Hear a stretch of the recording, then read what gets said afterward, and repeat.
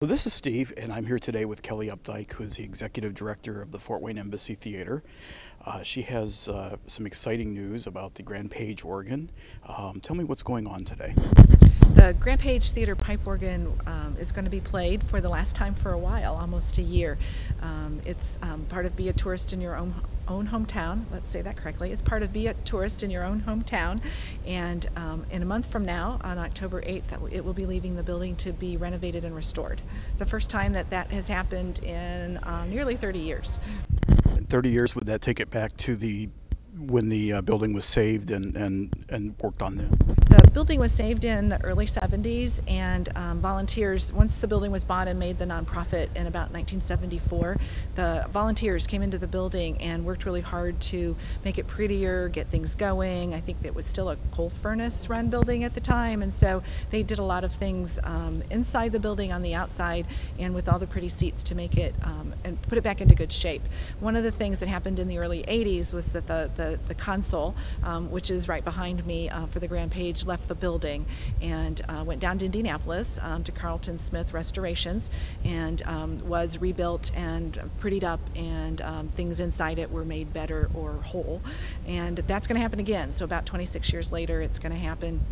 It'll go down to Carlton Smith Restoration, so we're very pleased that he's actually world known for his restoration work with pipe organs. He's going to be doing that all over again, and we'll add some new parts and also redo the console, the outside, the pretty stuff, and when we get it back in 8 months, it will be all rejuvenated. So is this something that has to happen periodically with pipe organs like this?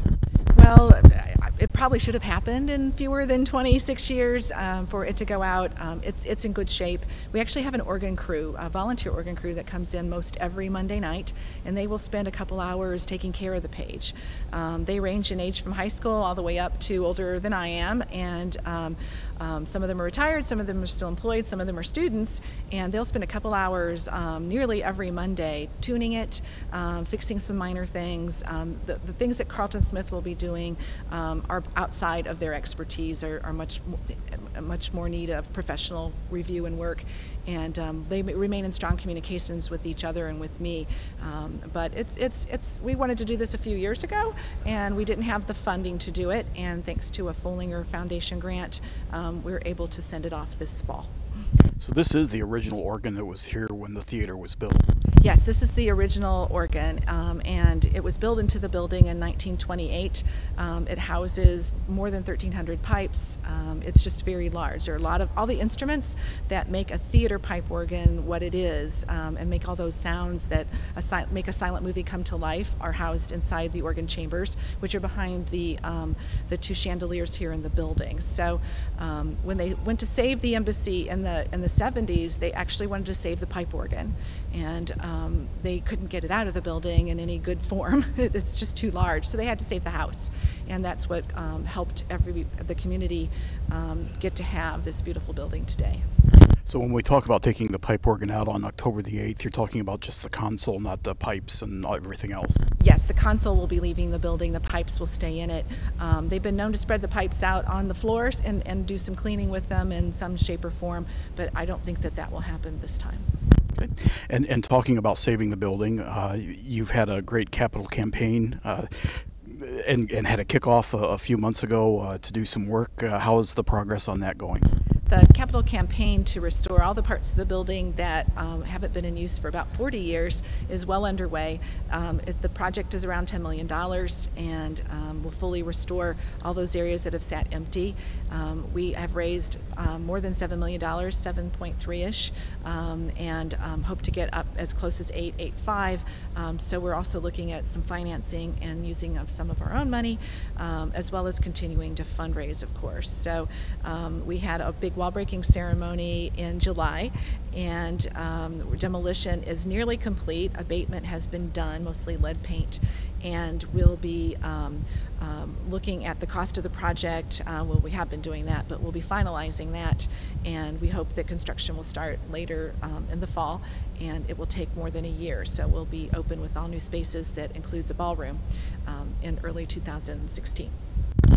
Did the Harrison Square project across the street with Parkview Field, did that kind of kickstart some of the work and some of that impetus to get things going? That's an excellent question. Yes, it did.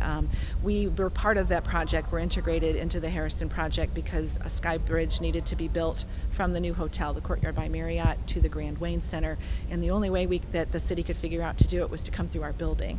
So in 2009, a renovation took place on our third floor, which is formerly hotel floors, and made it a public corridor and also a larger storage area for us, and connected to a new sky bridge across Harrison Street. So that work really energized the embassy as an organization, the board and the staff, to look at what more we could do with this window of opportunity, with all the downtown redevelopment, with all the revitalization, with us in the middle of it.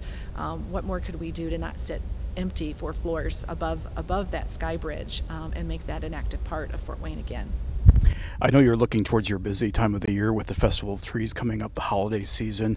I think you were having a contest or had something going on. People could sign up to decorate windows for the embassy. Can you tell me a little bit about that, how that's going? Sure. The Festival of Trees that comes up around Thanksgiving time in later November, it'll be the 30th year for us to do that, and it was started by volunteers. And it's our signature fundraiser. So it's a very special time for the community as well as for the embassy itself.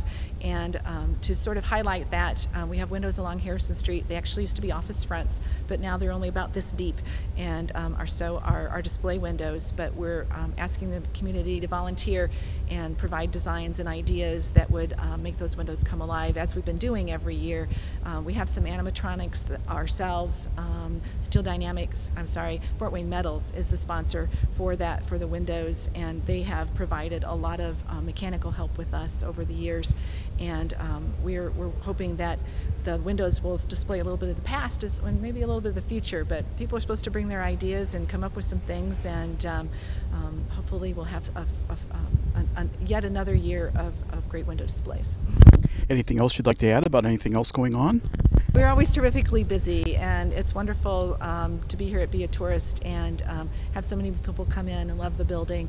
Not so many people, the numbers get smaller every year, people who've never been to the embassy, which we appreciate. We really believe that the embassy's a theater for the community, and so we work really hard to offer a wide variety of programming as well as educational programming. We want to reach everybody in this region, and have them sit in a seat, come to a program, be part of education, volunteer, and just be part of the Embassy Theater now and in the future. Kelly, we appreciate your time, and we appreciate your leadership in keeping this wonderful building going. Thank you so much. It's a pleasure to be here.